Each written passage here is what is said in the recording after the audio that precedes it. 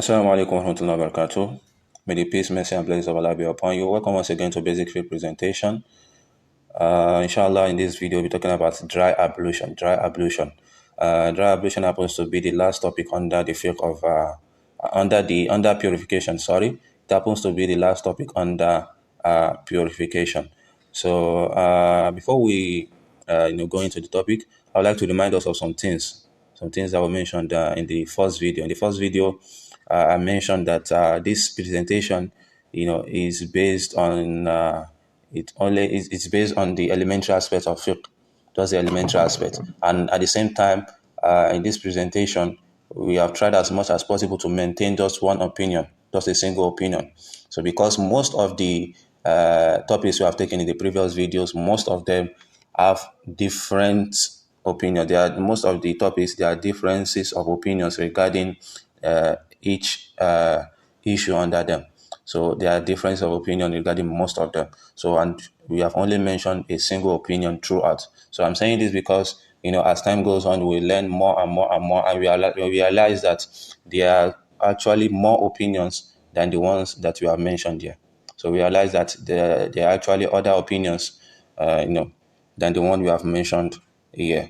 So we shouldn't find it strange. So in fact, there's always difference of opinions, and there are so many things that causes difference of opinions. Sometimes it could be a statement in an hadith that has two meanings. A statement in an hadith that has 2 minutes, and then the scholars will try to some scholars will pick a particular meaning, while some other scholars will pick another meaning. So it could be, and also it could be, the authenticity of a particular hadith that they differ on, and so many other things like that causes differences of opinions.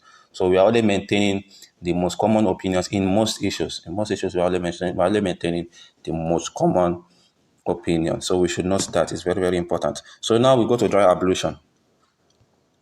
So dry ablution, the things we'll be taking under dry ablution are the conditions for permissibility. When do you perform dry ablution? What makes dry ablution permissible? What makes it, permissible for you to perform dry ablution before your prayer? So is it just any time you can perform dry ablution and go to prayer? So, and also nullifiers. What are the nullifiers of dry ablution? And also the method of dry ablution.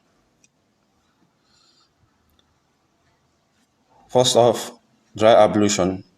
First off, the conditions for permissibility. The conditions for permissibility. What makes dry ablution permissible? The first is Islam.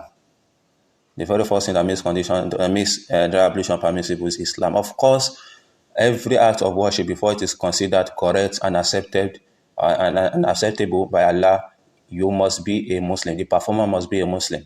So Islam is a condition, that goes across every act of worship.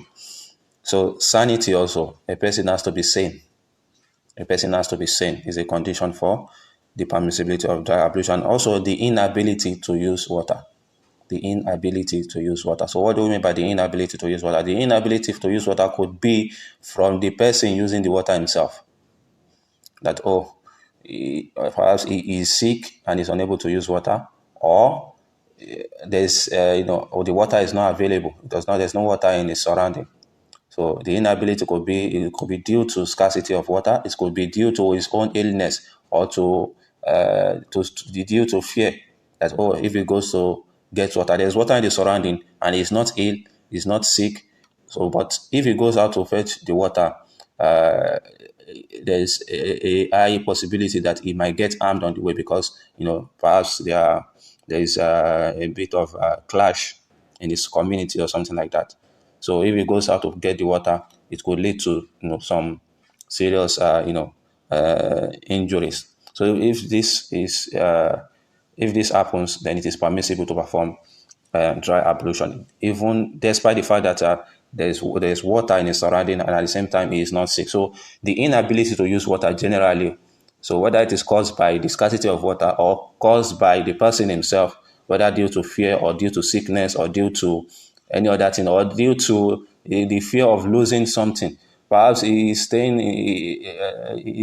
protecting his house he has something in his house that is protecting, and he fears that if he goes out to get the water, that thing will be stolen before he comes back. So it's also considered as the inability to use water. So those are the conditions for permissibility of dry ablution. So the second is nullifiers. What are the nullifiers?